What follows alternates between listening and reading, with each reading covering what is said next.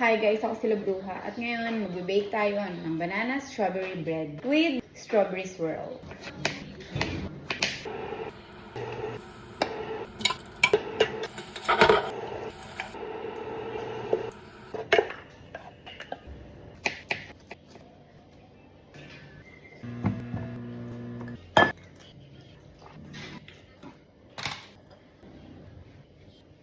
Wala kang pants.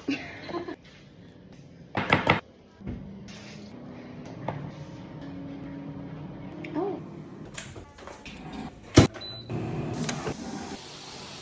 Tana! Okay. Hindi siya ganun katamis.